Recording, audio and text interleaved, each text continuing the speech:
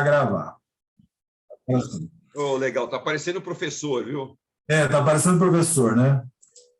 Então, quando nós pensamos em fazer algo juntos, nós construímos, né, na verdade, juntos esse título, né? O que o teu sucesso nas negociações tem a ver com a gestão das emoções. Então, trazendo uma provocação sobre a qualidade do estado interno do negociador no momento da negociação, o quanto isso pode fazer com que você avance no processo de negociação, quando pode também criar impasses, né? Até porque as emoções, elas se manifestam de diversas maneiras. Se manifesta na maneira como o negociador ele se comunica, na maneira como ele se expressa, e quando se fala de expressão, a gente está falando das expressões faciais, das microexpressões faciais, não é? E, obviamente, que a gente também está lidando com duas perspectivas distintas. A primeira é a emoção minha, né? Eu lidando com as minhas próprias emoções. E o outro elemento é lidar com as emoções do outro. Né? Qual que é o estado interno do outro? E aí, essa dinâmica, essa energia que acontece dentro desse processo, que é muito dinâmica, é imprevisível, né? A gente percebe que, muitas vezes, alguns negociadores acabam tendo um desempenho aquém do potencial que eles tinham, em função do nível de ansiedade, do nível de expectativa que ele manifesta diante desse processo, né? Então, a gente vai refletir em função desses elementos aí. E eu queria convidar o Roberto a trazer um pouco da experiência dele, falando sobre quais elementos são fundamentais para que a gente se prepare para a negociação. E lembrando até, né, Roberto, a gente discutiu isso, né? Quando a gente fala de negociação, não é só negociação você representando a empresa onde você trabalha. A gente negocia o tempo todo, né? Negocio com familiares, eu negocio quando vou comprar um par de sapatos, eu negocio numa situação de conflito. Então, o tempo todo a negociação ela está permeando a nossa vida e, consequentemente, a gente precisa desenvolver e fortalecer habilidades que possam nos colocar numa situação, numa posição desejada, né? Então é isso. Roberto, está contigo. Legal. E é assim, né? Você falou muito bem, né? E é assim, eu tenho negociações eu comigo mesmo, você entendeu? Essas são difíceis, né? Porque eu sou um cara meio duro na queda, e então eu comigo mesmo com uma coisa meio pragmática, né? Mas é muito bom essa sua colocação, legal. E assim, né, pessoal, a ideia mesmo é essa, né? A emoção, a parte da estruturação e a negociação em si, e você gerenciando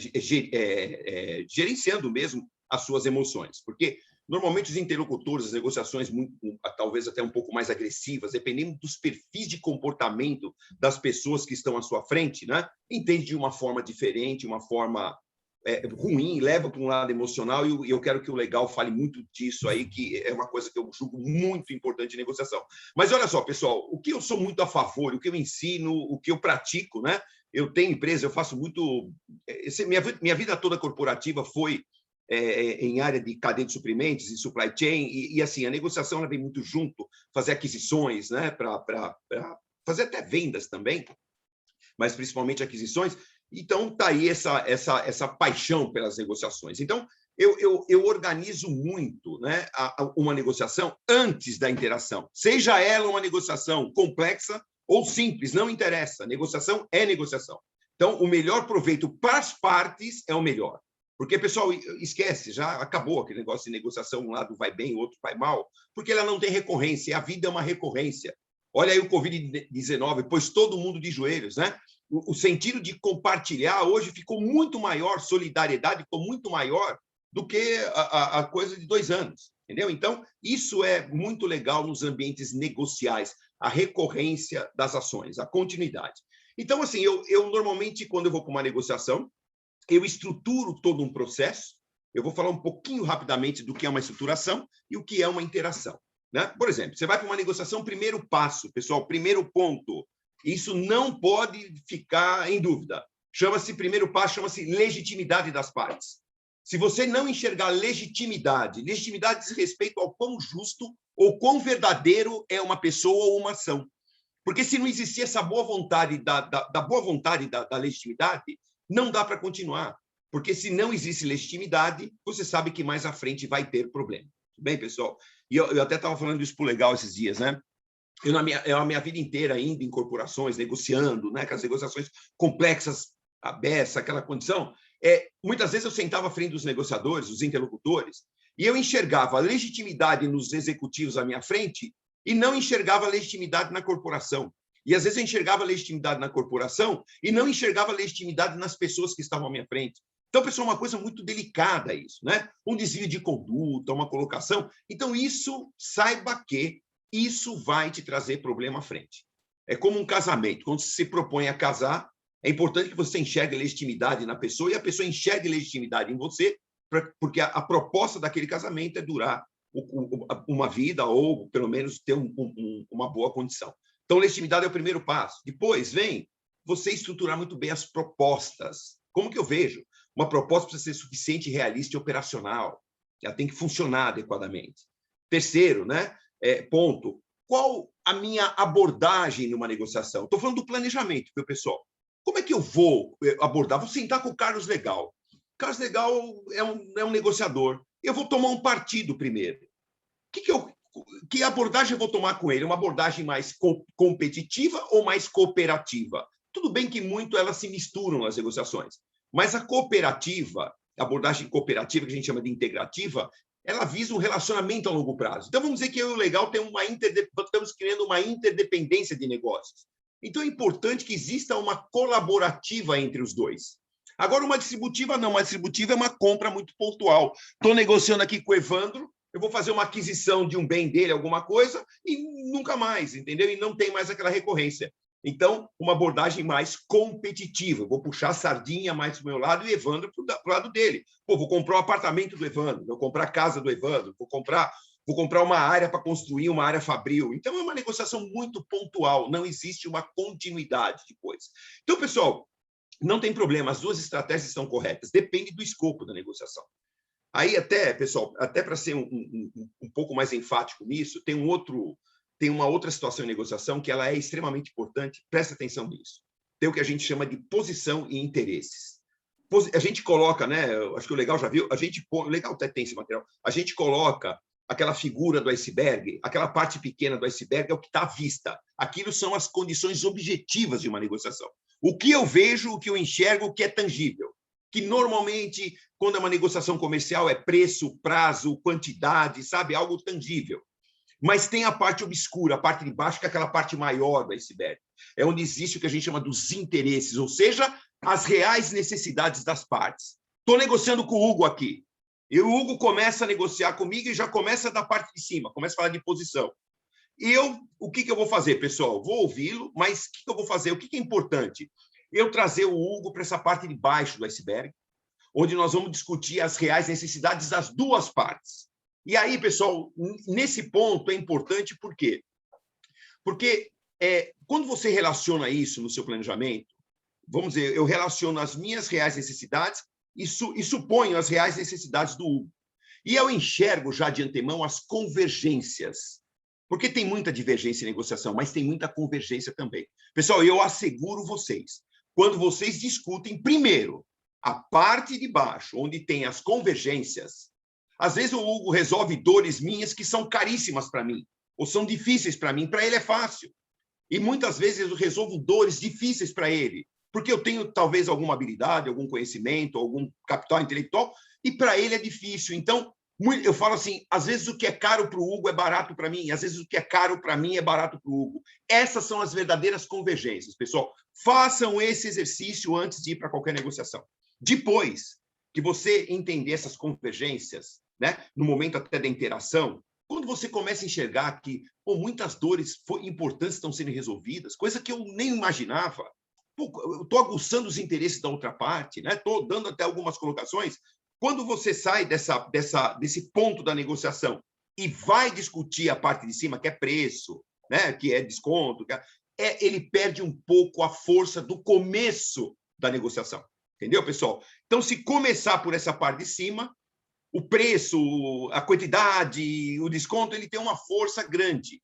Se você começar pela parte dos interesses, você acaba diluindo muito quando se vai falar dessa parte mais objetiva da negociação. Então, pessoal, isso eu acho que isso é um dos pontos mais importantes da estruturação de um plano negocial. Aqui, ó, relaciona todos os seus interesses e supõe os interesses lá do cara legal, relaciona e fala, pô, o que é convergente e o que é divergente? Pode ter certeza que muita coisa é muito mais convergente. E, pessoal, é importante fazer esse exercício, você negociador, por quê? Porque muitas vezes o outro lado, ele não sabe, ele é aquele negociador distributivo, ele é aquele cara meio vaidosão corporativo, né? Que fica batendo naquela parte de cima, e ele não sabe isso. Você, com muita maestria, brinquei com o legal. O negociador é um maestro, pessoal, é um cara que comanda, ele não manda numa negociação, não se manda numa negociação, mas comanda. Você, né, com a batuta, vai colocando. E aí você vai trazendo a pessoa para a parte de baixo do iceberg até vocês entrarem nessa interação. Isso é muito importante, é muito mágico no processo negocial. Quantas negociações complexas e difíceis acontecem, as soluções nessa parte de discutir essas convergências, tá? E até, legal, mais um pontinho, eu já vou passar a palavra para o legal. Outro ponto importante, pessoal, que você relaciona, né, no seu plano negocial, no seu planejamento. Quais são as suas fontes de poder? Não é a questão de poder, né? Não. Quais são as minhas fontes de poder e quais são as fontes de poder do meu interlocutor? Como que uma fonte de poder minha conversa com uma fonte de poder do interlocutor? Estou eu indo lá negociar com o Hugo, com o Hugo. O Hugo é uma pessoa assim que conta, por exemplo, com a fonte de poder da concorrência, ou seja, o Hugo tem, assim como a minha empresa, ele tem várias outras, assim como a minha, ele tem várias outras. O Hugo tem muitas opções no mercado. Então, o Hugo, de cara, ele já tem uma fonte de poder da concorrência, ou seja, eu tenho concorrentes. Porém, existe uma outra fonte de poder, pessoal, são várias, né? Não dá para a gente falar de todas, mas são várias. Existe uma fonte de poder importantíssima chamada fonte de poder da legitimidade, ou a fonte de poder, talvez, da especialização, ou a fonte de poder, né, do precedente. Então, por exemplo, uma fonte de poder da legitimidade. O que isso inspira? Inspira que você é uma pessoa identificada no mercado como uma pessoa legítima. E há quem esteja disposto a pagar por legitimidade, pessoal. Olha a lambança que a gente está vendo no mundo aí. Sabe? Começa aqui, quebra ali na frente. Começa aqui, aparece um pepino ali na frente. Então, há quem esteja disposto a pagar por legitimidade. Então, numa interação com o Hugo, de repente, o Hugo vai usar a fonte de poder dele da concorrência comigo, porém, imediatamente eu já talvez devolva, assim, de uma forma muito sutil, não se fala de outros em negociação, você fala de você fala do seu negócio, mas você devolve de uma forma muito sutil a sua fonte de poder da legitimidade, né? Colocando evidências, né? Mostrando a entrega. Hugo vai julgar aquilo de uma forma diferente. Vai que os concorrentes têm a legitimidade, de certa forma, arranhada. Entendeu, pessoal? Então, isso são pontos importantes que você discute. Precedente, pessoal, você tem um histórico positivo.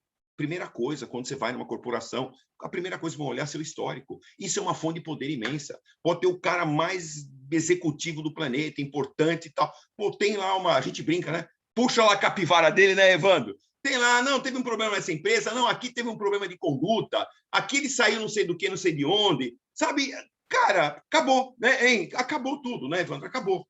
Entendeu? Então, essa sua legitimidade, seu precedente é algo extremamente importante. Isso vale dinheiro na negociação, pessoal. Eu falo assim com evidências para vocês, né? E Legalas, passando a palavra já para você, mas só para provocar o Legalas, né?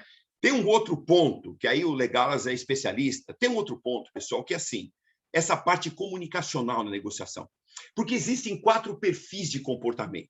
E muitas vezes eu estou à frente de 3 ou 4 pessoas, ou 2 pessoas negociando, tá? Eu lá, a Maria Costa, a Brenda e a Cláudia, né? Estão lá negociando. Vamos dizer que cada uma tem um perfil diferente. Então, existe o que a gente chama de razão, emoção, rapidez e lentidão. Tudo bem? Então, lá assim, né? Entre a razão e a rapidez tem o cara do perfil muito pragmático, aquele cara de resultado, que bate pesado, sabe? Aquele cara mais distributivo. Entre a rapidez e a emoção, tem o cara mais expressivo, gosta de uma conversa, fala, sabe? Gosta de falar de si, é um pouco vaidoso até, né? Entre a emoção e a lentidão, tem aquela pessoa com o perfil mais afável, sabe? Aquelas pessoas que são muito mais ligadas a pessoas. Então, você tem que tomar muito cuidado com essas comunicações. E entre a lentidão e a razão, tem o cara do perfil analítico. E o analítico é difícil. Você fala uma coisa triste, ele não chora. Você fala uma coisa alegre, ele não ri. Ele não dá o sinal. É cabeça de engenheiro, cabeça de técnico, sabe? Aquele cara é evidência. Então, é assim, pessoal, percebe? Você está fazendo uma negociação. Tem 3 na tua frente com perfil diferente. O Evandro analítico, a Maria Costa expressiva e a Brenda pragmática. Você tem que trabalhar a negociação com cada um, satisfazer a cada um, com o mesmo escopo, a mesma situação, mas se comunicando de uma forma adequada com cada um. Porque, às vezes, o cara que tem o poder da assinatura é a pessoa que talvez tenha a menor ação na negociação. Você entendeu? Talvez você tenha que... É muito comum no meu negócio, tá, pessoal? No meu business é muito comum assim. Eu ter que convencer o cara do perfil analítico. Seja ele um estagiário que está participando. Porque aquele cara é o cara que avaliza o negócio tecnicamente. Você entendeu? Então, assim, né? Eu levo muitas evidências, o analítico gosta de ver números, evidências, critérios. Tá aí o Hugo, que é engenheiro, sabe? Esses caras gostam de ver essas coisas, pessoal. Agora, se você não está preparado... Agora, imagina assim, você muito expressivão, levando uma comunicação de contar história para um analítico. Pessoal, você vai ter 5 minutos com ele. Agora, para um pragmático, você levar uma... né? Ter que contar uma boa história para o pragmático, ele vai te dar 2 minutos. Porque o pragmático é aquele cara assim. Você não tem o tempo dele, você conquista o tempo dele. E pragmático, para pescar esse cara, você tem que jogar primeiro de cara assim, olha, esse projeto aqui vai te trazer... O resultado é esse aqui. Isso aqui nós garantimos. Aí ele fala assim, ô Evandro, tá, mas me conta então um pouco mais desse projeto. Aí você começa, viu, Evandro, contar a sua história, né, step by step, por quê? Porque você pescou aquele perfil dele de comportamento. E, pessoal, é muito legal que você conheça o seu perfil também. Porque, às vezes, não é como você se vê, como as pessoas te veem. Às vezes, você tem aquele perfil pragmático, aquele perfil mais analítico, tudo, e é legal que você trabalhe isso, que você entenda isso. Eu estava falando para o legal antes, né? Às vezes eu ia fazer negociações muito complexas. Eu tenho um perfil pragmático em negociação, isso não é, nem é muito legal, mas eu tenho um perfil meio pragmático, eu fico meio, sabe, por mais que a gente tenha experiência, pessoal, trabalho bem aquilo, mas na hora de, sabe, fica mais pragmático. E para negociações complexas, eu lembro de um amigo, de um colega meu do Grupo Estado, um engenheiro eletrônico, ele nem era da minha área. Eu era diretor de suprimentos, né? Ele era diretor de uma área técnica, né? Da parte de TI. Toda vez que eu ia para uma negociação complexa para fazer muito cálculo, eu pegava ele embaixo do braço e levava ele junto comigo. Aí todas as análises daquela negociação técnica era ele não falava nada na negociação. Mas quando ele falava isso, ou ia ou parava, porque dava ou não dava para continuar, né? Então, importante essa questão da comunicação. E aí, pessoal, passando para o Carlos Legal agora, essa condição, né, da estruturação. Pessoal, tem muito mais pontos, né, que eu chamo de arquitetura do planejamento negocial. Tem muitos mais, são vários pontos. Eu falei alguns para vocês, tá? Mas essa parte dos perfis de comportamento são importantes, né? Então, assim, pessoal, além disso, dos perfis, tem a condição emocional, tem os conflitos. Um conflito de causa real que desce para uma causa emocional se você não trata isso. Então, trazer a pessoa para o eixo, quando ele entra no emocional, é importante em negociação. Mas isso, pessoal, quem é o especialista aqui? Esse é o Carlos Legal que vai falar isso para a gente. Legal, Roberto. Olha só, muito bacana você ter falado sobre a ideia da legitimidade, né? Porque às vezes a gente pensa que na negociação as pessoas elas legal, você viu quem está aí? Kátia Alvarez. Olha lá, Kátia. Kátia Alvarez. Já vi a Kátia aqui. Grande Ela está de pijama, tá? Ela disse que está de pijama, é por isso que ela está com a câmera fechada. Não tem problema. Kátia é uma boa. É legal você ter falado sobre legitimidade, Roberto, porque às vezes a gente pensa que o meu sucesso na negociação é alcançar o resultado. Mas não é só isso, né? Tem outros elementos que a gente precisa considerar também, que as pessoas valorizam, que as pessoas se importam, como, por exemplo, o respeito, o poder, a identidade, né? E a pessoa ela se sentir legitimada, ela se sentir valorizada, né? Nessa relação. Então, é interessante porque quando você tem a presença desses elementos, né, dessa legitimação ou a ausência, isso também gera emoções fortes, porque as pessoas reagem a isso, né? Então, poxa, eu sou apreciado pelo outro, me sinto respeitado, ok, até me sinto motivado em negociar mais com o outro, né? Num encontro futuro, né? Especialmente nessas negociações que são recorrentes, né? Então, veja que aí quando o Roberto traz essa ideia da comunicação, né, eu também faço aqui uma conexão com uma ideia, porque a gente fala muito sobre hard skills e soft skills. E quando o Roberto traz essa ideia da preparação, do planejamento, né, dessa parte estrutural da negociação, é um aspecto mais técnico, né? A gente conecta com a tal da hard skills. Mas aí vamos falar sobre as soft skills, que é justamente todo aquele conjunto de habilidades que traz a questão da comunicação, da administração do conflito, da inteligência emocional, que é um elemento importantíssimo, né? Quando a gente fala de comunicação, na literatura a gente encontra 4 estilos de comunicação comuns, né? Que todos nós, de certa maneira, a gente se expressa com base nesses estilos. Então, vou pedir para vocês imaginarem 2 eixos, tá? Um eixo que nós vamos chamar de um eixo vertical e um eixo horizontal. Então, no eixo vertical, você vai imaginar aqui o eixo do respeito pelo outro. E no eixo horizontal é a transparência na linguagem, né? Qual que é o primeiro estilo que manifesta-se por um baixo nível de respeito pelo outro e um baixo nível de transparência na linguagem? É o estilo manipulativo. Então, o estilo manipulativo ele tem alguns aspectos que a gente precisa também perceber como esse estilo ele se manifesta na questão das emoções e dos sentimentos. Então, é aquela pessoa que ela vai manifestar uma simpatia em demasia, né? Aquela pessoa que tem uma lisonja, ele tem um perfil assim que ele tem uma certa chantagem emocional. Vocês devem conhecer pessoas manipulativas, né? Que agem dessa maneira. Só que essa pessoa ela tem um risco, né?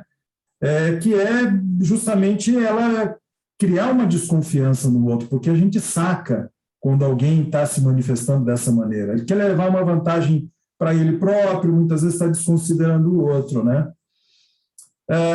Dentro desses eixos, né, vamos pensar agora num estilo que tem um alto nível de respeito pelo outro, mas um baixo nível de transparência na linguagem. A gente vai chamar esse estilo de um estilo passivo ou submisso, que é aquela pessoa que fica calada, é aquela pessoa que fica olhando para baixo, ela vai ter uma dificuldade, por exemplo, de fixar o olhar, né? Ela, obviamente, manifesta muita insegurança, até uma certa culpabilidade. A gente vai sacando isso, e muitas vezes a gente também, dependendo do contexto que você está enfrentando, a gente manifesta esse estilo, sem perceber, né? Um nível de ansiedade e de frustração que um passivo ele carrega consigo é muito grande. Então, essa pressão interna que o indivíduo ele coloca para ele próprio é extremamente prejudicial, né? E vai falando no linguajar da negociação, é aquela situação em que a pessoa vai adotar uma negociação perde e ganha. O passivo está até disposto a perder para satisfazer a manutenção da relação com o outro, né? Olha que interessante isso. Bom, voltando no nosso eixo, alto nível de transparência na linguagem, baixo nível de respeito pelo outro, é o estilo agressivo. É aquela pessoa que ele fala o que vier na cabeça, ele não está nem um pouco preocupado com o que o outro vai achar, se vai gostar, se não vai gostar, né? Mas essa pessoa, às vezes, ela é motivada pela raiva, né? Um ponto importante a gente pensar também, e eu preciso esclarecer para vocês de que a emoção ela não é nem negativa nem positiva. O comportamento que a emoção gera, o que ela catalisa, que pode ter um caráter positivo ou negativo. Por exemplo, pega a raiva. A raiva, se ela me gera um comportamento de agressividade, faz com que, por exemplo, eu grite com o outro, né? É motivado pela raiva, então tem um aspecto disfuncional negativo. Agora, a mesma raiva pode te gerar ímpeto, pode te gerar energia para você, por exemplo, dar limite a uma determinada situação. Né? Opa, espera aí um pouquinho, até aqui é o limite, né?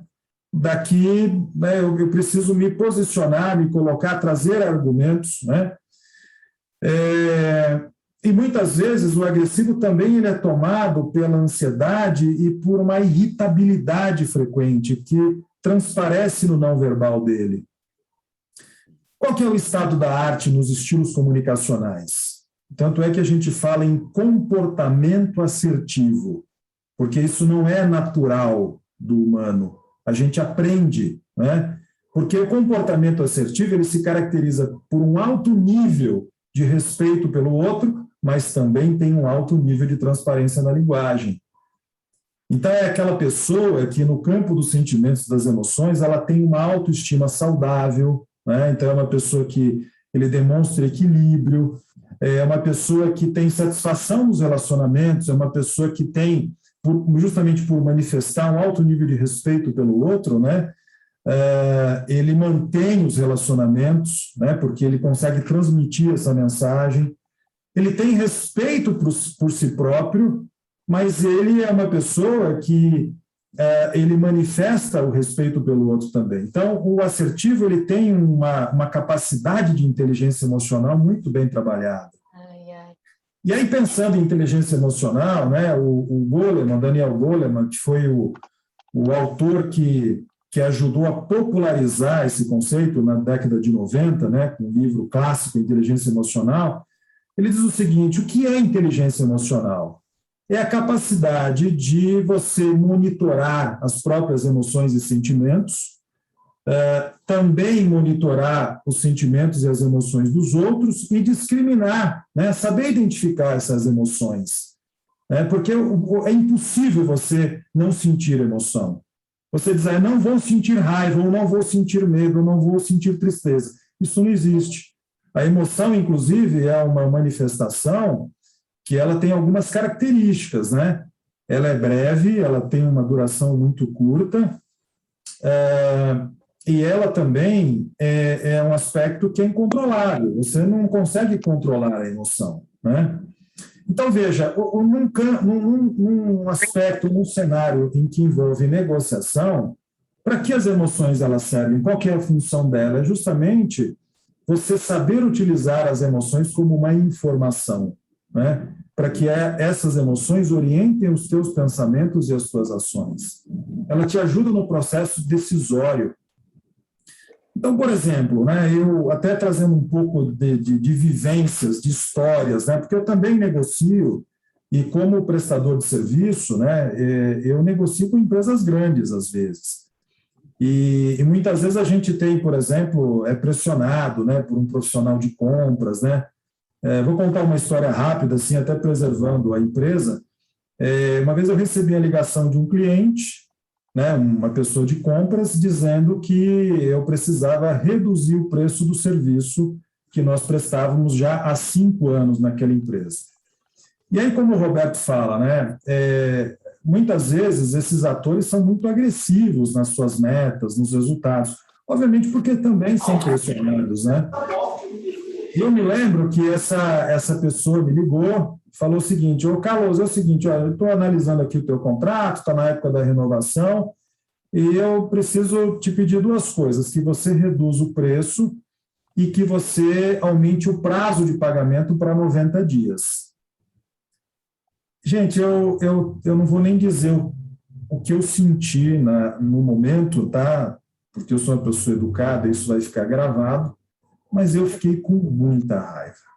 Pode falar, Galbri, pode falar uns palavrões, não tem problema não. Eu fiquei puto, para falar a verdade. Fiquei puto com aquilo, me senti desrespeitado, desprestigiado, não legitimado, todos esses aspectos que o Roberto trouxe. Mas, obviamente, eu sabia que eu não podia manifestar essas emoções dessa maneira para o cliente. A propósito, eles são muito preparados para isso, né? Então, por exemplo, eles colocam em contato contigo uma pessoa que você nunca interagiu, justamente para manter aquela frieza, né, naquele relacionamento e tal. Bom, aí eu cheguei para a pessoa e disse o seguinte, falou, olha, eu preciso de um tempinho para que eu possa organizar as ideias. Ele falou, não, você tem que me dar a resposta hoje no final do dia. E aí, quando o Roberto traz a questão das fontes de poder, o tempo é uma fonte de poder também, né? O indivíduo, ele sabendo utilizar o tempo. Então, assim, o outro não tem obrigação de me respeitar ou de atender às minhas necessidades, mas eu tenho a obrigação de saber me defender e me proteger. Esse é um ponto, né? Ok, e aí, o que eu fiz? Eu consegui negociar esse tempo e consegui negociar também que eu fosse lá conversar com a pessoa. E aí, o que eu fiz nesse 1 dia e meio que eu ganhei? Fui atrás da informação. Que aí é uma questão assim, eu não posso deixar que a emoção ela catalise o meu comportamento, que ela determine a minha ação. Então, um ponto importante que é uma característica do comportamento assertivo, se basear em fatos e informações reais. Então, é um pouco assim, colocar, não é suprimir as emoções. Isso é um ponto importante, mas é você perceber o que está sentindo, mas não deixar essa emoção tomar conta.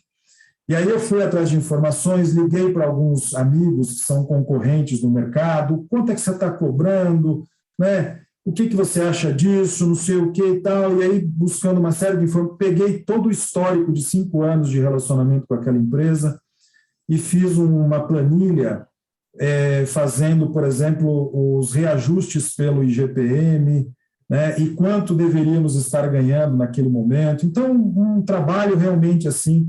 E aí fui para a reunião, né, com argumentos consistentes, né, sendo firme, assertivo nesse processo de comunicação, e eu consegui, né, pelo menos manter o mesmo preço, porque eu me senti muito ofendido pelo fato desse pedido dele e preservei lá o prazo de pagamento em 30 dias como era, né?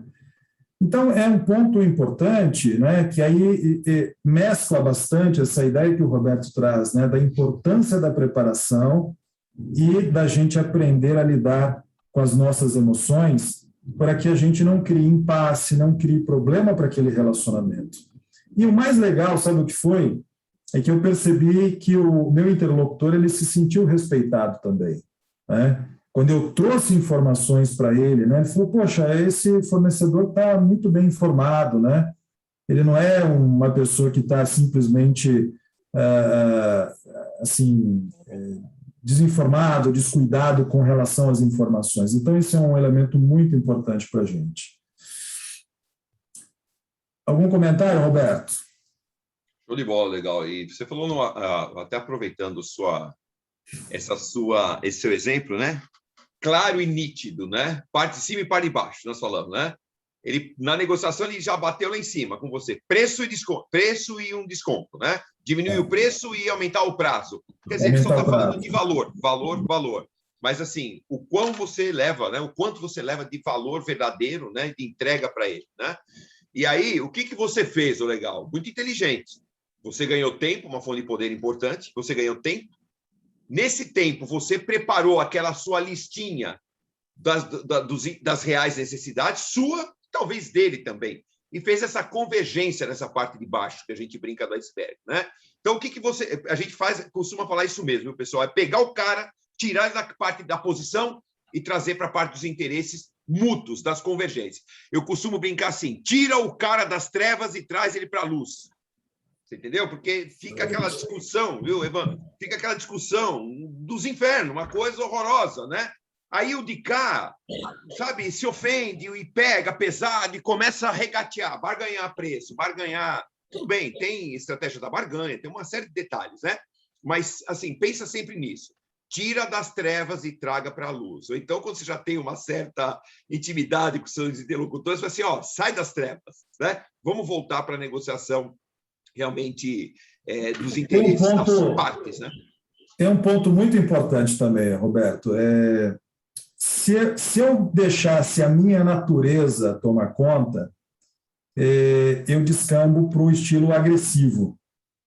Essa é a minha natureza. Às vezes as pessoas me conhecem e falam, nossa, legal, você tem uma natureza agressiva? Sim, tenho. O Evandro é meu amigo há mais de 25 anos, sabe bem do que eu estou falando.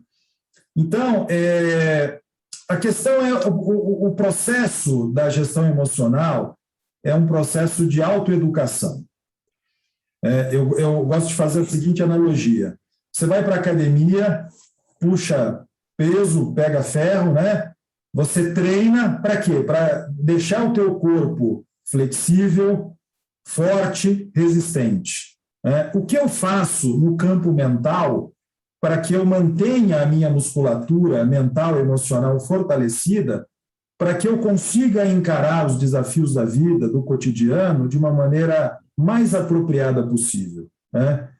Porque, assim, a gente tem que entender que todos nós temos uma natureza, eu tenho um temperamento, né? Claro que, às vezes, tem pessoas que têm um temperamento mais suave, outras pessoas têm um temperamento mais agressivo. Você, quando fala, né, dos perfis do negociador, né, encaixa bem também com esse aspecto do temperamento, mas tem alguns elementos circunstanciais também na negociação que a gente precisa levar em consideração.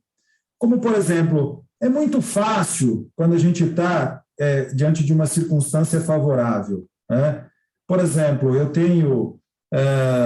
eu sou o cliente, né? E eu tenho ali vários fornecedores à disposição, né? Então eu tenho como escolher, então eu estou recebendo o apoio do meu chefe, ou eu tenho tempo a meu favor, né? Então são circunstâncias que te trazem um certo relaxamento, que te trazem ali um equilíbrio emocional, é fácil. Agora, quando a gente está diante da pressão de uma circunstância desafiante, é que aí realmente a gente mostra o valor, né? Porque a gente é provocado, a gente se coloca ali numa situação de risco, né? Porque eu poderia, nessa situação, ter perdido o cliente, né?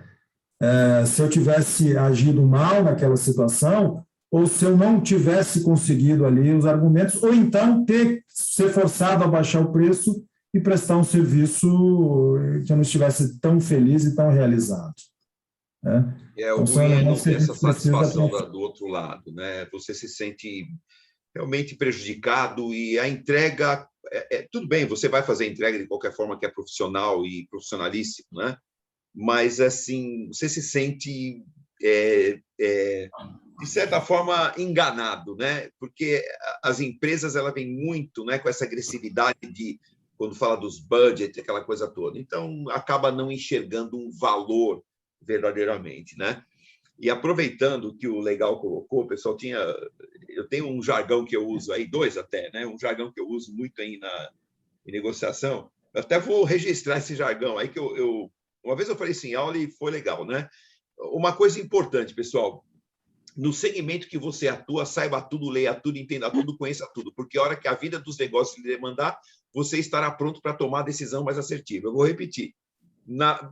No segmento ou área que você atua, saiba tudo, leia tudo, entenda tudo, conheça tudo, porque a hora que a vida dos negócios lhe demandar, você estará pronto para tomar a decisão mais assertiva, porque tudo está muito rápido, né, pessoal? Sentido de uma informação, a decisão e a devolutiva, né? Qual o legal aí? Como ele teve que ser rápido. Ele foi lá buscar aquelas informações para poder lá ver todos os valores e tudo, né? Isso é até um trabalho muito analítico para poder fazer essa devolutiva, né? E uma outra coisa, pessoal, que eu gostaria de falar também é assim, vamos fazer uma reflexão agora, né? Faça uma reflexão. É importantíssimo você trabalhar as emoções, como o Legal falou, né? E pensar muito e entender muito. Porque, pessoal, tem uma coisa aí, uma frase de alguém aí, eu não sei, né? Mas isso eu vi numa universidade, quando eu estudei lá meu MBA, lá no passado, lá na Virgínia. O professor entrou e falou assim para mim, brasileirão lá no meio dos caras, ele falou assim para mim, você tem estratégia? Aí ele falou assim, porque se você não tem estratégia, você é estratégia de alguém. Então, pessoal, faça uma reflexão nesse momento agora, onde você está seguindo a sua estratégia, ou onde você está fazendo parte da estratégia de alguém. Porque estão aí o que o Legal fala dos manipuladores. Quem que não quer ter gente boa, bacana, que entrega, forte, firme. Então, assim, pessoal, valorize essas suas habilidades e seus skills, né? E valorize isso e não seja estratégia dos outros. Você tenha a sua estratégia muito bem elaborada. Faz o exercício agora, pensa agora, né? O que você está fazendo. Ah, professor, mas para eu... Ah, Roberto, mas para eu, professor. Mas, Roberto, mas para eu chegar aos meus objetivos, eu tenho que fazer parte de uma estratégia de alguém. Não tem problema, pessoal. Show de bola. Você tem a sua estratégia estabelecida, bem montado. O que você não pode é ficar correndo atrás do rabo e a vida passando, e a vida passando, e a vida passando, e a vida passa rápido. Depois, como você vai ver, você foi estratégia dos outros a vida inteira. Entendeu? Não estou aqui... Não é isso. Mas estou assim, pensa no seu, pensa nas suas coisas, pensa nos seus objetivos, onde é que eu vou estar amanhã, onde é que eu vou estar daqui a pouco, como é que vai ser, como eles estão me usando. Tem gestor que te merece, tem gestor que não te merece, tem empresa que te merece, tem empresa que não te merece, tá certo, pessoal? Não, sabe, tá tudo muito difícil, eu sei, mas olha, valorize-se e tenha a sua estratégia muito bem estabelecida, né? Assim, faça essa diferença, faça essa variação.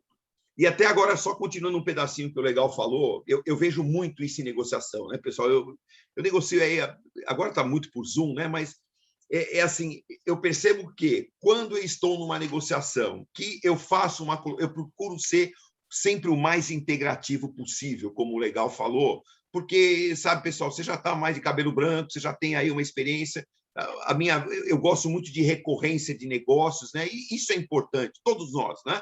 Essa condição, né? Você, quando tem empresa, você levanta de manhã e fala, pô, tem que fazer isso virar. Se não virar, tô frito, cara. Então, né? A recorrência é importante, né? Então, eu percebo, pessoal, assim, eu negocio o dia inteiro, né? É uma coisa maluca, né? Com vários tipos de interlocutores. E eu percebo muito o seguinte, essa condição da emoção, que o Legal fala muito bem, né? Umas coisas muito legais que o Legal fala, né?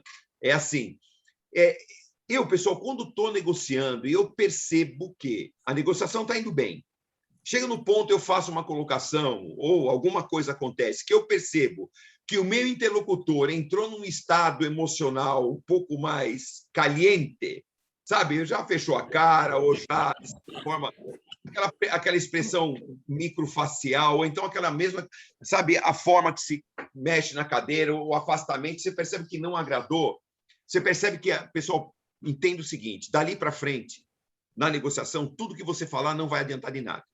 A negociação ela tem que ter um ponto de convergência das partes. Então, o que eu faço normalmente? Tá? Se a pessoa está incomodada, eu percebi, e muitas vezes a pessoa, com aquele perfil muito emocional, aquela condição muito emocional, sai de um conflito da causa real e desce para um conflito de causa emocional, aí já começa a pensar muito com o coração e não com a razão.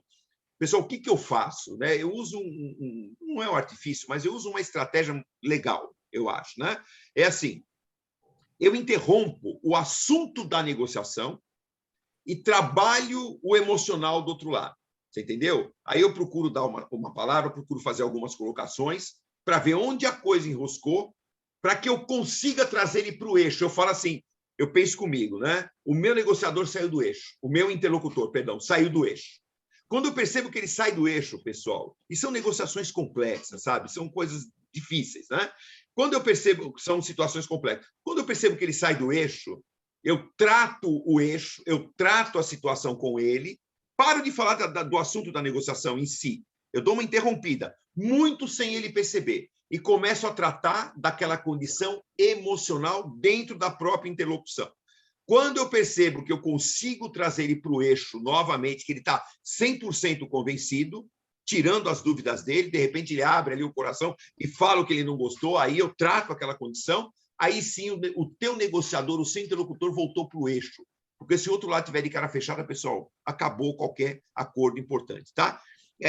Isso é uma situação importante você pensar. Outra coisa, pessoal, você está na negociação. Aconteceu de seu interlocutor sair do eixo, numa condição mais emocional, e você percebe que você não está conseguindo, naquele momento, trazê-lo para o eixo. Existe o que a gente chama em negociação de elemento de fuga.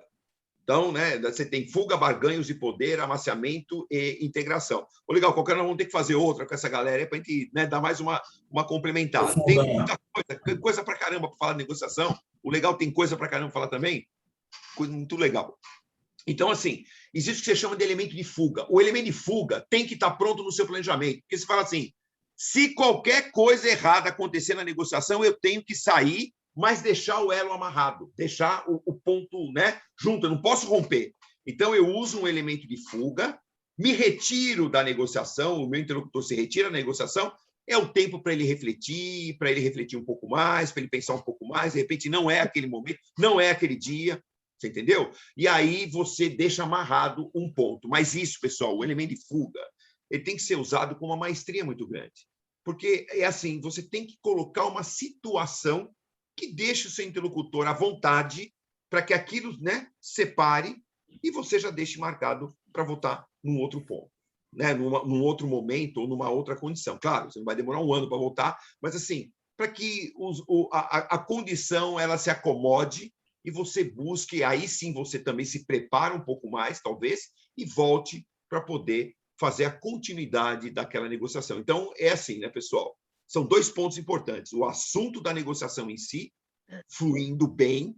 Vamos dizer que tem 2 pessoas ou 4 pessoas discutindo ali com uma inteligência emocional bacana, como o Legal falou. Então, aquilo flui bem, mas tem pontos que não. De repente, quando flui mal e chegou num ponto de interrupção, que alguém não está feliz, pessoal, se alguém não estiver feliz, se alguém não estiver de acordo, convencido verdadeiramente, aí você não consegue ter êxito na negociação. De alguma forma, ela vai ter aí um rompimento. Entendeu? Sabe quando você fala, o cara fala, não, tudo bem, tá bom, não, deixa para lá, tudo bem. Acabou, pessoal, não se convenceu. É a questão do conflito. Eu só vou trazer a pessoa de volta a partir do momento que aquele conflito sai do coração, sai da cabeça, sai de tudo. Ele entendeu, ele se convenceu. Está convencido, meu amigo? Está convencido? Então, agora vamos continuar. Né? E a mesma coisa você. Fala, legal, isso não foi legal, assim, é isso que está acontecendo. Aí o Legal, com toda a maestria dele, vai, né, me falar, e assim, o Legal vai me convencer verdadeiramente. Pessoal, isso é uma maestria do negociador, sabe? E para isso, pessoal, existe só aquela palavrinha. Você falar com legitimidade. Jamais alguém pode pensar ou sentir que você está, de certa forma, persuadindo, né? Porque a persuasão é um elemento importante na negociação. Tem pessoas que são encantadores de serpentes, né? Tem pessoa que tem um poder de persuasão muito grande. Use o seu poder de persuasão. Mas a persuasão, pessoal, ele tem um limite da legitimidade. Olha a minha mão aqui, né? Aqui é a legitimidade. A persuasão você vem utilizando. A partir do momento que você equilibra ela com o limite da legitimidade, não pode passar. Eu não posso jamais te vender algo a mais do que você precisa. Eu não posso jamais te empurrar algo a mais do que você precisa.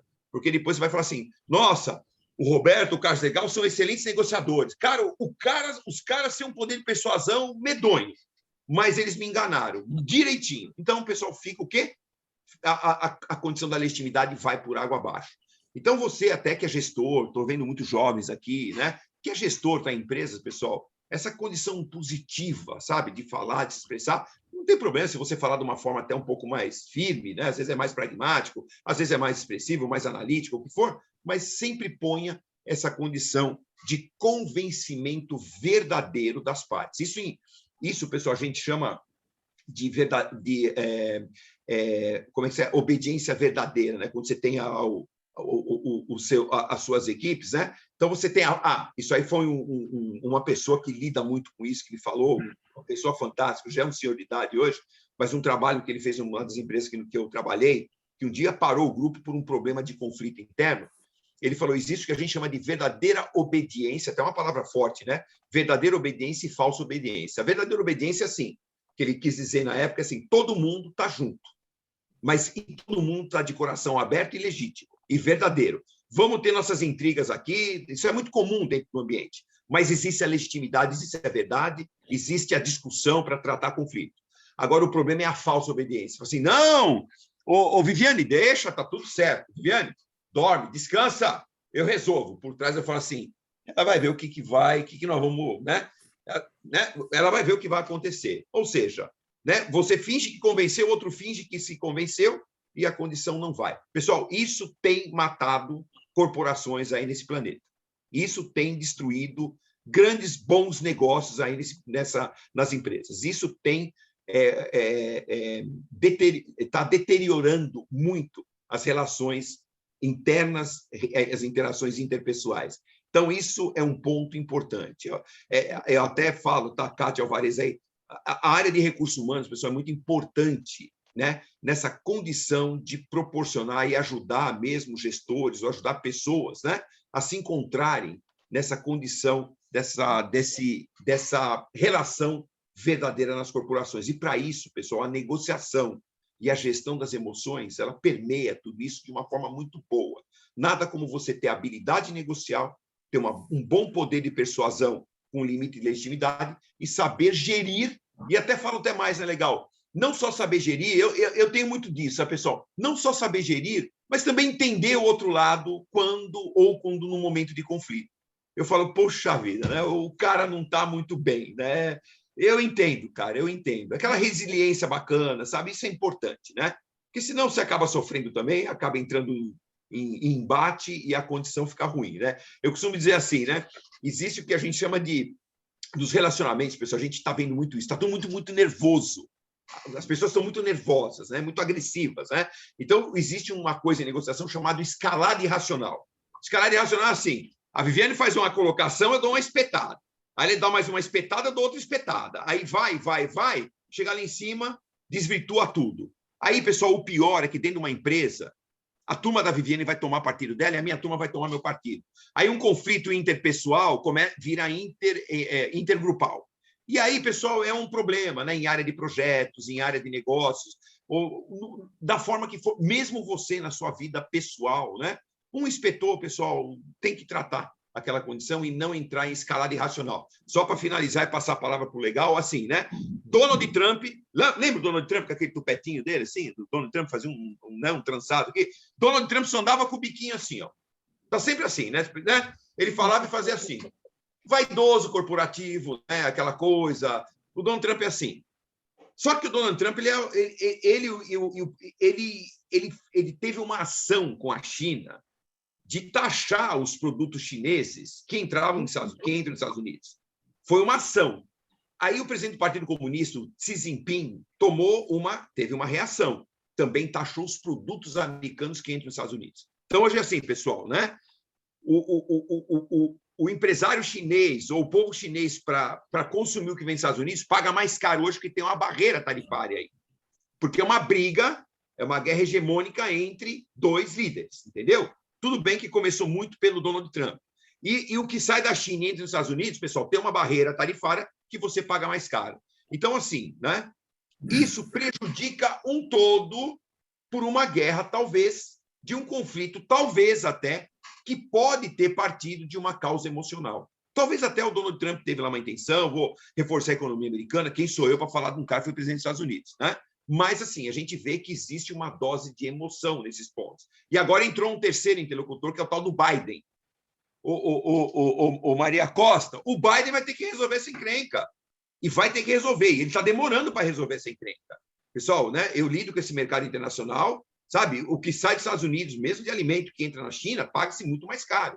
Então, está um problema realmente sério aí. E muito dessas economias estão prejudicadas, estão se prejudicando, talvez por uma negociação mal feita ou mal resolvida, ou um conflito de causa emocional que entrou. Agora, sim, né, pessoal, vamos aguardar o Biden. O que esse cara vai fazer?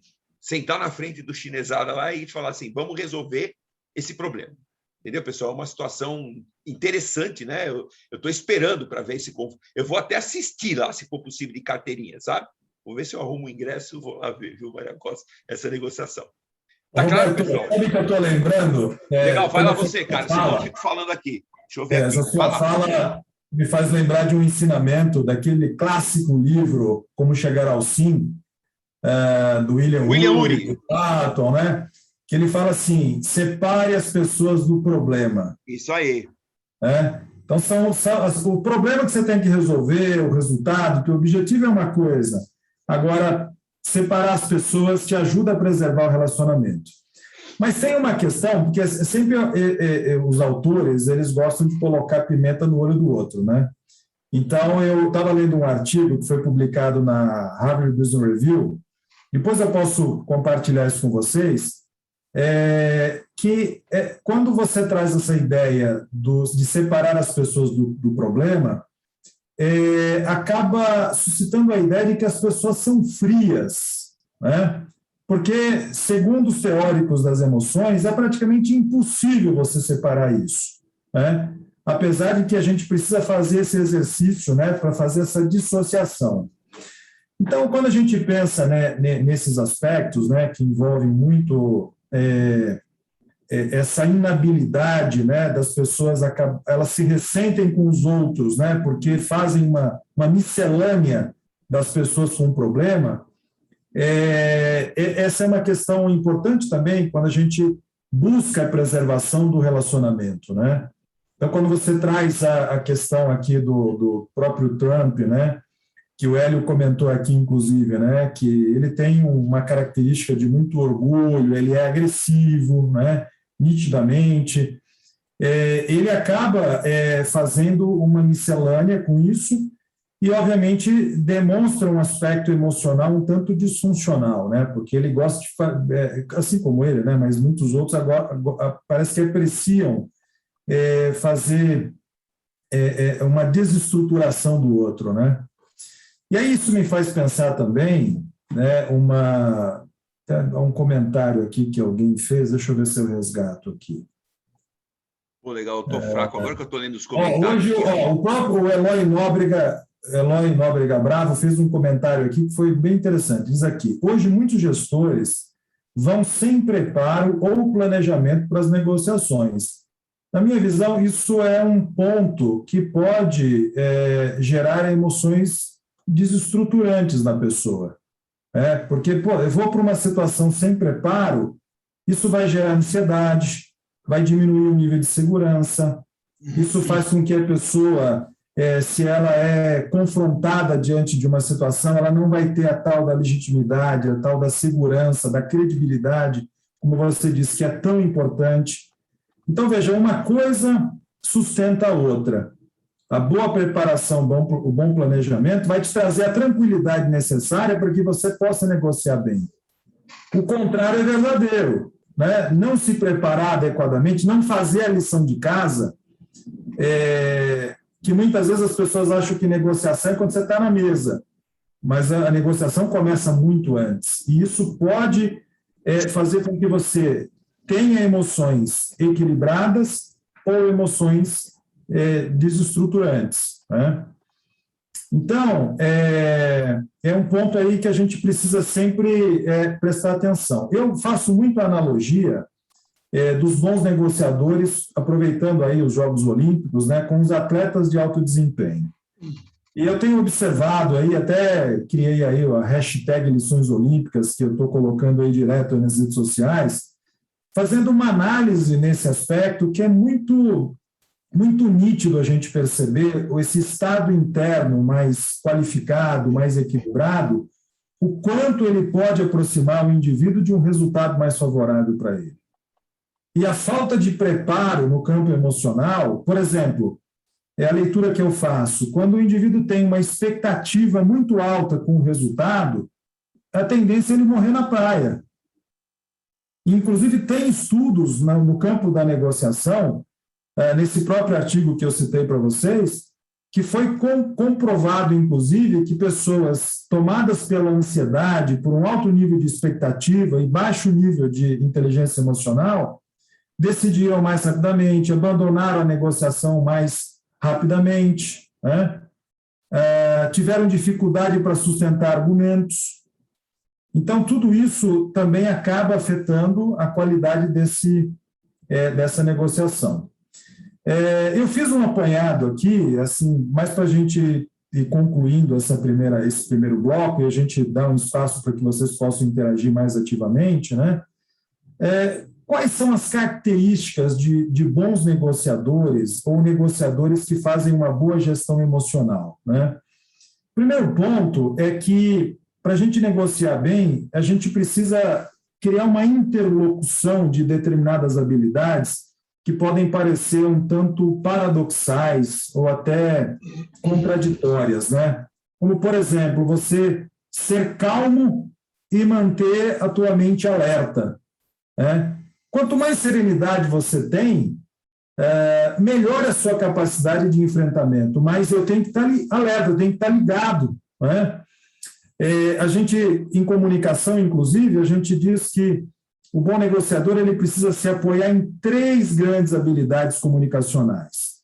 A escuta ativa, e para isso ele precisa prestar atenção, não só no que o indivíduo fala, mas prestar atenção nos sinais não verbais que o outro demonstra, né? Por exemplo, se ele demonstra tensão, se ele demonstra insegurança, tudo isso é feedback, é informação.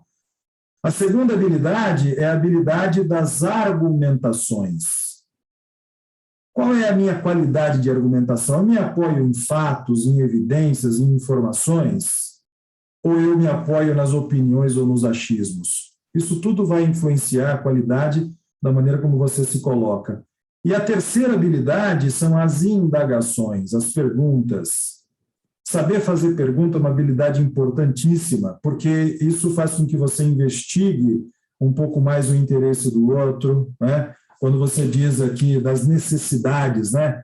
A pergunta me ajuda a explorar um pouco mais a necessidade do outro, né? Isso em vendas é importante também, quando a gente ensina técnica de vendas, levantamento de necessidades, né? Então, além dessa questão, né, você também ser proativo, mas manter a habilidade da paciência bem desenvolvida, né, porque às vezes em certas situações o outro também te coloca em situação de gerar impaciência. Você tem que estar muito bem fundamentado, muito bem preparado, mas também dá espaço para a criatividade, porque você muitas vezes está lidando com variáveis incontroláveis, né, imprevisíveis num processo de negociação. Então, pode parecer paradoxal, né, essas habilidades, mas eu penso assim, isso até tem a ver com um artigo recente que eu escrevi sobre o Edgar Morin, da complexidade, né, a capacidade da gente lidar com os opostos, né, que na realidade podem parecer opostos, mas são muito integrativos, né. Agora, uma coisa, o que pode te ajudar a te colocar num estado emocional ideal, né? Bom, vocês sabem que eu medito há muitos anos, né? E a meditação é realmente uma técnica que, na medida que a gente incorpora isso na vida, eu entendo a meditação como um processo de cultivo, né? Você não desenvolve a inteligência emocional da noite para o dia. É um processo.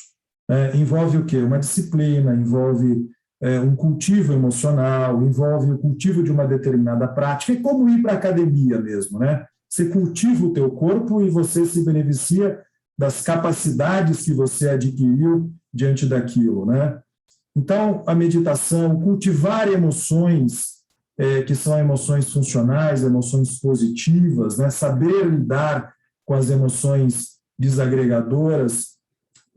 Por exemplo, antes de ir para uma negociação, você ouvir uma música que te evoca potência, né?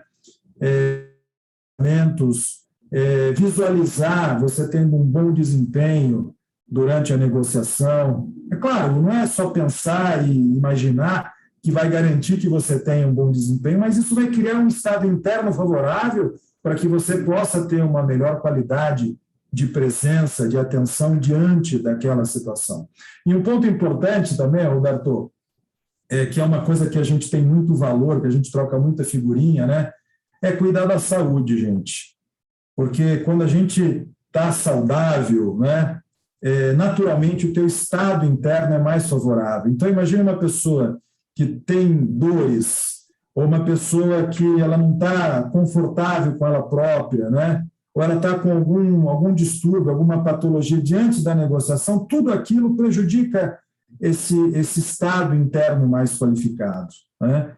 Então, é um conjunto de ações que a gente deve adotar na vida e que, certamente, isso te coloca numa situação muito favorável, né? E uma outra técnica ou dica, né, que é muito útil também, é a respiração, que é um elemento que muitas vezes a gente não sabe utilizar. É muito curioso a gente perceber o seguinte, que lembra uma situação que você foi tomado pela raiva. Qual é o padrão respiratório? Normalmente curto e rápido. Mas quando você pensa numa situação muito prazerosa, uma situação de serenidade, de relaxamento ou de prazer, a gente diz assim até, a gente faz assim, como um suspiro, né? É um padrão respiratório diferente. Então, a lógica é a seguinte, se a emoção afeta o padrão respiratório, é correto afirmar que a respiração também afeta as suas emoções. E a dica aqui, para a gente terminar essa parte, né, minha parte é perceber que estou, por exemplo, irritado, ou com raiva, ou tenso, imprime uma respiração longa e lenta. E observe o efeito que isso gera dentro de você. Mas, às vezes, eu preciso de energia.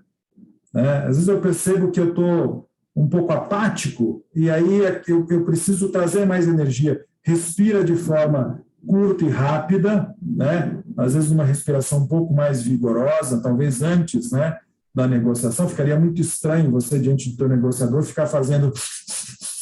Ficaria muito esquisito.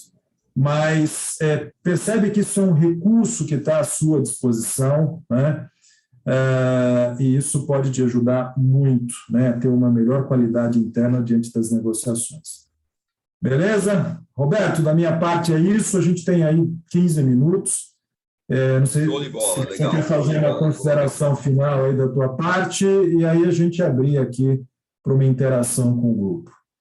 Pessoal, é isso, né? O Legal falou. Essa junção é muito boa, né? A gente precisa até aprimorar isso mais, viu, Legal, um pouco, viu? Porque é bem isso aí mesmo. A estruturação do plano negocial, mais as interações e a gestão das emoções, né? Envelopando isso muito bem para que você tenha um bom desempenho, né? Muitas vezes a gente faz isso meio que na experiência que já tem, né? Essa condição, mas é legal que você saiba de antemão, né? Até o Carlos Legal falou uma coisa legal, a Bessa agora, né? A questão da respiração, e é isso mesmo, né? Um exercício respiratório, né? Você está com corpo e mente muito bem preparado, né? E agora uma coisinha só que você falou legal, que você percebe que eu falo da negociação em si, o Legal cuida da relação da emoção, né? O Legal tinha falado uma coisa antes, pessoal, que eu não posso deixar de colocar para vocês. Nesse planejamento da negociação também é importante, né? A questão das perguntas. Faça perguntas investigativas, como colocou, faça perguntas inteligentes. Isso te dá muito poder na negociação. E você estrutura isso antes, pessoal, né? Porque o seu interlocutor, ele, quando é uma contratação séria, um trabalho sério, uma condição que tem muito interesse das partes, né? Você fazendo perguntas inteligentes, o outro lado admira isso. É uma fonte de poder importante, sabe? Ele vê que você realmente está preparado ali para fazer as colocações. Era só esse ponto legal que eu queria pôr, ainda falando lá da estruturação. Mas é isso, né? Show de bola. Legal, vamos abrir para a galera aí perguntar. Já perguntaram, fizeram várias colocações aqui, né? Gestores despreparados, né? Que assumem, isso é muito comum. O Evandro tinha falado, quando que é legal dar um passo atrás na negociação? O Evandro, exatamente naquele ponto que você sente que aquela questão da fluidez da negociação ela não está bem. Então, eu acho que você tem que parar e tratar bem, porque ela tem que ir bem até o final, né? Então, talvez aí é o momento que você fala assim, não, deixa eu dar um passo atrás, né? Deixa eu dar né? E aí a gente vou tratar isso, vou refletir isso, porque até às vezes você não está num ponto bom, num momento bom, ou às vezes você tem alguma dúvida importante, né, o Evandro? E está aí o belo e o bom e velho elemento de fuga, que você já estruturou na negociação, para você, né, se afastar e continuar de uma forma mais adequada, né? Isso eu uso muito, Evandro. Isso, eu uso muito isso. E o passo atrás, Evandro, ele tem dois aspectos. Tanto é para você, muitas vezes, buscar mais informações e rever o seu planejamento, mas também para deixar a poeira baixar no campo emocional. A gente costuma dizer, né? Você foi sequestrado pela emoção. Então, você perceber, poxa, se eu interagir com alguém naquele determinado estado emocional, por exemplo, irritado ou tenso, isso vai aparecer no meu não verbal, como o Hélio comentou aqui muito bem, né? Muito bem lembrado, o Paul Ekman, que é o maior especialista em microexpressões faciais, né? Que fez assessoria, inclusive, para aquele seriado magnífico chamado Lie to Me, a importância, né? E a gente pode, não só ao perceber, né, em nós próprios, mas também perceber no outro. Se você percebe que o outro está irritado, opa, deixa eu pedir um tempo, né? Porque eu sou, talvez, com um pouco mais de inteligência emocional, eu me antecipo, né? E ajudo aquela pessoa a ter um melhor estado para que a gente possa evoluir melhor e buscar o ganha-ganha, né? Porque aí é diríamos assim, que é o estado da arte da negociação. Vamos lá, gente. Quem quiser perguntar, abre o microfone, faça a pergunta diretamente aí para mim ou para o Roberto. Boa noite, professores. É o Hugo, tudo bom? Bem, Hugo. Fala, Hugo. Primeiramente, aí, parabéns, obrigado pela oportunidade, esse bate-papo maravilhoso aqui. Como um colega apontou aí, casamento perfeito, a questão das emoções e negociação, tudo a ver. E, como o professor apontou, professor Roberto, eu sou engenheiro, sou gestor de alguns contratos de manutenção, eu lido com empresas multinacionais de grande porte. Toda essa questão da vaidade, as pessoas muitas vezes utilizam o peso da camisa, já coloca na mesa da negociação, isso às vezes a gente não consegue gerenciar perfeitamente, né? E eu trabalho com prestação de serviço, muitas vezes eu fecho projetos e algumas vezes o projeto não sai exatamente da forma que a gente gostaria. Então, tecnicamente, a gente fica um pouco queimado ali com o cliente, né? O cliente paralisa ali por um tempo a negociação ou a contratação de algum serviço, porém, pouco tempo depois ele retorna, ele volta a consultar nossos serviços, né? E qual que é a melhor dica? Porque eu entendo quando a gente entra numa negociação com um cliente que a gente já falhou em algum momento, a gente entra ali meio que zero.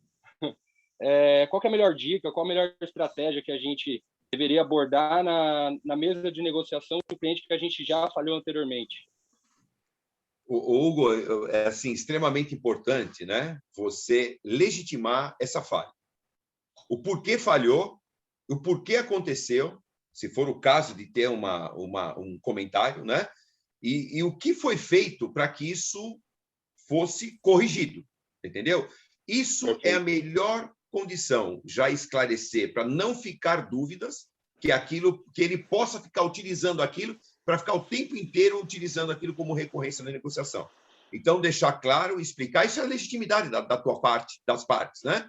Você explicar aquela condição que ocorreu e explicar as providências que já foram tomadas, isso é um ponto importante da negociação, porque aí você tira aquele desconforto e aquele poder dele ficar utilizando aquilo o tempo todo, né? Você já se posiciona de uma forma já corrigida para que você não tenha esses dissabores durante a negociação. Isso é mesmo aquilo, Hugo, é trazer o teu interlocutor para a parte das convergências, né? Admitir os erros, mostrar as correções, né? Principalmente em área técnica, isso acontece muito, eu estou muito nesse campo mesmo, né? Entendo bem disso aí. E falar, as providências foram tomadas, a nossa experiência naquele momento ela não era tão forte nisso, né? Mas hoje nós temos esse software, hoje nós temos essa condição, hoje nós temos esse cálculo, hoje nós temos esse ponto que supre todas essas necessidades. E, além disso, nós incrementamos de uma forma até um pouco melhor, XYZ, que você é engenheiro, né? Como tratar isso. Essa é a melhor forma de você entrar no ponto de negociação. Por quê? Você já, naquele cenário, Hugo, você já põe tudo na mesma base, você entendeu? Não deixa nenhum desequilíbrio, nenhuma oportunidade de aquilo voltar à tona. Aí você põe uma pedra no assunto e começa a negociar verdadeiramente, entendeu? É realmente trazer para as reais necessidades das partes. Se ele se chamou ali novamente, é porque existe um valor importante no trabalho e no serviço de vocês. E se existe esse valor, nada como você reconhecer o que aconteceu, o que foi resolvido, e agora vamos em frente. Entendeu? Perfeito, obrigado. Ainda mais em discussões de engenharia. Tem um aspecto que eu também colocaria, que é o seguinte, principalmente nessas relações recorrentes, né, em negociação, você fazer uma boa gestão da informação, né, com os históricos, o que aconteceu e tal, porque o cliente vai valorizar isso, né? A maneira como você faz a gestão da informação. E o Goleman, ele traz dois aspectos, né, que a gente chama da inteligência interpessoal, que são dois domínios ou duas competências, que é a empatia, né? E na medida que você demonstra empatia com o outro, o Goleman, inclusive, ele explica o seguinte, que existe a diferença entre a empatia afetiva e a empatia cognitiva. A afetiva é mais fácil da gente lembrar, né? Por exemplo, você tem um amigo, uma pessoa da família, e a pessoa passa uma dificuldade, você sente aquela dificuldade com a pessoa, né? Você é capaz de até chorar com ela. Isso é empatia cognitiva, perdão, afetiva. Mas a empatia cognitiva é você usar a própria comunicação para você verbalizar que você reconhece, que você legitima a pessoa, né? Por exemplo, né? Imagine o seguinte, poxa, você diz para a pessoa, né? Olha, se isso tivesse acontecido comigo, né? Eu também reagiria dessa mesma maneira, mas vamos agora resolver o teu problema, né? Então, só a primeira parte desse discurso, ele já cria ali uma mensagem para o outro de que você está interessado, né, em manter aquele relacionamento, né, em resolver, em apoiar a pessoa. E tem o quinto elemento, né, da inteligência interpessoal, que na verdade é o último, né, dos 5 domínios de inteligência emocional, que é as habilidades de socialização, né, as habilidades sociais, que aí entra justamente, né, a persuasão, né, você vai persuadir melhor se você tiver informação, né, por isso a gestão da informação ela é importante também. Perfeito, obrigado. Show de bola. Legal, mais alguém, turma? Eu acho que a Viviane queria fazer uma pergunta, legal. O Viviane, está vendo o que os professor faz? Fica provocando a turma. Eu acho que ela está assim, pelo que eu estou vendo da expressão facial dela, ela está querendo fazer uma pergunta, mas ela falou, será que vale ou não? Pode perguntar, Viviane. Você estudou Paul Ekman, né, Roberto? Já está fazendo aqui uma leitura do não verbal. Isso se chama persuasão de professor, né? Puxar a galera, né? Porque eu brinco nas aulas. Dar aula é fácil. Difícil é manter a galera acesa, entendeu? Isso, aula é fácil, né? O assunto você fala, né? O Hugo foi meu aluno. Hugo, você fez negócios internacionais comigo, né? Isso mesmo. Isso.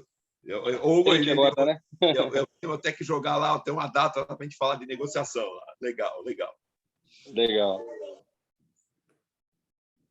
E aí, Vivi, desistiu? Eu acho que não, ela não desistiu, não. Legal, vai perguntar, quer ver? Eu acho que a Cláudia tem uma pergunta também. A Vivi falou, não vou fazer agora, mas eu acho que a Cláudia tem uma pergunta para fazer. Cláudia Bremer. Olha, em relação ao professor Roberto, não tenho pergunta nenhuma, porque eu já posso até dar aula no lugar dele. Já, né, a Cláudia é minha esposa, né? Imagina ela ficar me ouvindo há 2 anos da aula aqui, né? Negócios internacionais, cadeia de suprimento e negociação. Inclusive, se ele ficar afônico ou qualquer coisa, eu posso dar aula no lugar dele, porque eu sei tudo o que ele vai dizer. E eu realmente estou aqui esta noite para prestigiar assim, os dois, é lógico, mas especialmente o Carlos Legal, que eu senti muita vontade de ouvir o que ele tem a dizer, né? De participar de uma live com ele. Muito obrigado, Cláudia. Prazer em te conhecer. Apesar legal, que eu já você queria falar que era para me prestigiar, pô, é bom, legal, pô. Olha, minha mulher disse o seguinte, que ela só não veio te prestigiar porque ela está em aula hoje. Ela falou assim, você não me marque mais nada de terça-feira à noite, até o final de agosto, quando ela termina essa pós que ela está fazendo. Legal. E particularmente, estou achando, assim, eu sei que sou suspeita, mas estou achando incrível mesmo o trabalho de vocês em conjunto, assim, complementa realmente e estou adorando. Eu acho que vale investir nessa parceria. Com certeza. É bem bacana mesmo. Muito bem. Legal. A pessoa já legal, peraí que a Maria Costa levantou a mão, ela quer fazer uma pergunta aqui. Era bater palma, né, Maria Costa? O som está... A Maria Costa é a nossa colega, né? Colega de vocês, é um prazer. Maria Eugênia. Ela colocou Maria Costa, eu falei, mas quem é Maria Costa? Maria Eugênia. Eu conheço a Maria Eugênia. Né? Maria Eugênia. Tudo bem, Maria? Tudo bem, é um prazer estar aqui. Eu até ia perguntar como vocês estão percebendo esse período de pandemia para negociar a parte emocional, como é que vocês têm percebido? Porque eu tenho sentido, assim, às vezes vocês colocaram alguns aspectos de manipulação e de vitimismo, fica difícil, às vezes, se negociar, porque entra toda essa parte, e aí aquela história de baixar preço e aumentar prazo aparece muito forte, né? Então, eu queria ver esse período, como é que vocês têm percebido essa emocionalidade? O Maria Costa é assim, né? É bem desgastante, sabe? Porque a gente faz negociações, às vezes são várias empresas, né? Várias pessoas em lugares diferentes e tudo. E assim, primeiro você tem que fazer uma pagelança toda, né? Por todo mundo junto, sabe? Às vezes tem alguns desencontros, alguns desacordos, né? Então você faz aquele papel de juntar todos naquela mesma base. Isso desgasta bastante, viu, Maria? Assim, né? É um ponto, mas tem que fazer esse trabalho, né? E assim, aí trabalhar com que as pessoas se soltem, né? E tentar, assim, todo mundo está muito nervoso, todo mundo está muito tenso, né? Essas colocações. Então, fazer assim, aquele esforço mais do que dobrado para poder trazer a turma que no ambiente virtual é complexo, né? Como a gente dá aula, né? É um desgaste maior, né? Você se sai... É diferente você estar andando no meio das pessoas e falando e discutindo ali, né? Mas eu percebo muito isso, né? Esse trabalho de trazer todos, pelo menos nas minhas experiências de negociação, trazer todos ali, né? Todo mundo junto, fazer essa união para que possa ter uma discussão bem saudável. Porque sabe o que acontece, Maria, que eu percebo? A turma, assim... Um espeta muito o outro, né, por estar nessa parte virtual, sabe? Então, tem hora que eu tenho que fazer essa pagelança que eu te falo, porque a turma se sente um pouco até mais à vontade, né? Ou então fecha a câmera e fala, sabe? Então, são situações que a gente tem que... É um pouco complexo mesmo. Mas um outro lado que facilitou, né, Maria? É assim, para a minha vida de negócio, assim, facilitou muito, porque eu viajava muito, né? Então, assim, hoje as decisões até estão bem mais rápidas, né? Por exemplo, converso com alguém que está lá na China, alguém que está lá em Portugal e alguém que está lá no Oriente Médio, entendeu? Então, são um modo de dizer, né? Ou pessoas que estão, né? Então, você consegue ter assim um tempo, né? Uma união ali, um momento mais rápido, e as decisões são mais rápidas, mas são bastante tensas, entendeu? Porque não tem muito aquele quebra-gelo que você tem quando está junto às pessoas, vai tomar um café, aquela coisa um pouco, né, mais assim social, né? Ela já é muito agressiva e já começa, e as pessoas com o tempo muito contado, né? Então, eu percebo isso. Facilitou do lado da rapidez da decisão e do tempo, mas dificultou e você tem que se... Ainda mais se você é meio bem que sponsor ali da negócio, você tem que realmente, viu, Maria, estar muito atento a todo mundo ali, sabe? Tá olhando os quadradinhos ali, né, para ver quem que está... Quando um fala, o que o outro já é expressão, né, para você poder fazer essas junções, né? Roberto, a Kátia Alvarez levantou a mão aqui. Kátia, quer fazer a pergunta? Na colocação? Eu quero sim, ó, vou até abrir a câmera. Ó, a Kátia aí, ó. Cadê o pijama de bolinha da Kátia? Kátia! Ó, eu queria aproveitar a pergunta da Maria, na verdade, porque eu acho que a gente, no mundo corporativo e na vida real também, na vida normal também, a gente acaba acontecendo de ter que negociar muitas vezes com aquilo que o Carlos comentou, né, puxando os dois, né? Ter que negociar com gente que se põe nesse papel de vítima, a gente tenta ajudar e a pessoa é um tanto, vamos dizer assim, difícil. Qual que é o conselho que você daria para quando a gente tem que lidar ou negociar com esse tipo de pessoa? Que a pessoa ou se põe muito no lugar de vítima ou é muito, como posso dizer assim, manipuladora, você sabe que a pessoa tem uma conduta um pouco mais difícil, né? Porque a negociação, quando a pessoa está falando, né, de pessoas com caráter, com pessoas que querem buscar o ganha-ganha, a gente consegue identificar e buscar esses caminhos. E quando a pessoa tem essa postura que o Carlos comentou e que a Maria estava puxando aí. Gente, adorei a live, viu? Parabéns. Obrigado. Claudinha, adorei te ver. Queria comentar, assim, primeiro que essa questão de pandemia, também começam a aparecer os oportunistas, né? Então, vou me aproveitar da situação, da circunstância, né? E tirar alguma vantagem disso. Então, como você mesmo falou, isso suscita um perfil, um estilo mais manipulativo, né? E aí o que eu diria é o seguinte: contra fatos não há argumentos, né? Então, quando você se perceber que está sendo, ou estão tentando te manipular, você se preparar, se apoiar em fatos, em evidências, né? Ter informações ali fortes, né? Que possam te ajudar a sustentar o argumento, né? Lembrando assim, aquilo que você comenta, né, do fato e inferência, né? Acho que a diferença entre o fato e a opinião, né? Que é o modelo da escada de inferência do Kirisagiris, que foi um professor de Harvard. Então, o tempo todo a gente faz inferências, opiniões sobre coisas, né? Mas eu tenho que dizer, olha, segundo essas informações, ou segundo, por exemplo, o que o mercado tem praticado, né, que foi o que eu fiz aquele cliente, o mercado está praticando isso, qual que é a justificativa de eu baixar o preço? Não tem justificativa, né? Porque se você quiser continuar com esse serviço, você vai pagar a mesma coisa. Então, veja, e numa tranquilidade, porque o ponto fundamental, puxando para o lado da emoção, é o quanto que o comportamento do outro me afeta, ou melhor, o quanto que eu deixo que o comportamento do outro me afete. Porque eu posso ficar ressentido quando alguém tenta me manipular, ou eu posso ficar irritado diante de uma agressividade do outro, entendeu? Então, é perceber essas emoções, identificá-la, perceber que, inclusive, o comportamento do outro está a serviço de um objetivo para ele que é legítimo, que é isso, a gente também deve demonstrar essa empatia. Não significa que eu tenho que concordar com ele ou acatar o que ele está me sugerindo ou pedindo, mas significa que eu tenho que respeitá-lo, né? Mas, olha, até aqui é o limite, né? Então, eu diria que contra fatos não há argumentos. E um outro elemento, né? O Roberto até comentou, né? A gente agora, em função da pandemia, nós estamos não só negociando, mas interagindo virtualmente de uma forma muito mais intensa, né?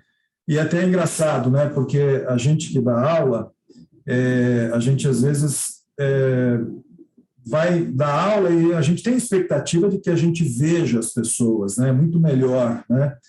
Então, assim, faça acordos com as pessoas, né? Eu não vou dizer que isso é muito novo, porque a gente já está 1 ano e meio nessa situação, né? Mas, assim, combinar com as pessoas, olha, vamos fazer uma reunião, né? A gente se preparar também para essa reunião, né? Então, se vestir, a mulher se maquiar, né? É um ato de respeito com o outro também, né? E pedir que o outro, por exemplo, abra a câmera, especialmente porque você tem que ter acesso à informação não verbal dele, né? Para que você tenha ali todos os elementos da comunicação presentes à sua disposição para que você possa interagir melhor. Acho que é isso. O CAT, Maria Costa, é uma coisa assim que existe, né, na linguagem dos negociadores, que chama denuncie a fraude ou denuncie a estratégia. Porque é muita perda de tempo quando alguém manipulador, consciente, começa com essa condição que o legal, né, que vocês perguntaram, que está se fazendo muito de vítima, aquela coisa, você já percebeu aquilo tudo, entendeu? Então, assim, existe isso em negociação, chama denuncie a estratégia, ou seja, você já corta, né? Você fala, olha, né, o legal falou, contra os fatos não tem argumentos, você coloque as evidências de uma forma muito firme, porque o manipulador merece isso. Ele tem que tomar um choque e saber que ele não está tratando com alguém que está entrando na conversa dele. Então, é denunciar a fraude ou denunciar a farsa ou denunciar a estratégia, entendeu? Denuncie. Deixe claro para ele que ele está tentando uma manipulação que não está funcionando. E aí, Cátia, acontece o seguinte, né? Ou tem a legitimidade para continuar, ou não vai ter a legitimidade para continuar. E você não perde seu tempo, não perde o tempo dos outros, né? Denuncie a fraude quando acontecer. É um ponto mais prático da negociação, entendeu? Porque não dá mais para perder tempo, né? Bom, meus amigos, são 8h40 praticamente. para a gente honrar aí o horário e também respeitar o tempo de vocês. Eu acho que nós vamos encerrar. Imensa alegria recebê-los aqui hoje. Roberto, show de bola. Boa, A gente legal, show de possa bola. rolar na segunda. Muito obrigada. E desejo aí muita saúde para vocês. Tá bom? Tchau. Tudo de bom. Obrigado, Valeu. pessoal. Um abraço aí. Obrigado, Estou à professores. disposição, hein? Obrigado. Valeu, Valeu. forte abraço. Obrigada, Obrigado, parabéns. legal. Obrigado, Roberto. Prazer te Kátia. conhecer. Obrigado. Tchau, tchau. Obrigada, Carlos. Obrigada a todo mundo, gente. Obrigada. Tchau, Beijo a tchau. todos. Valeu.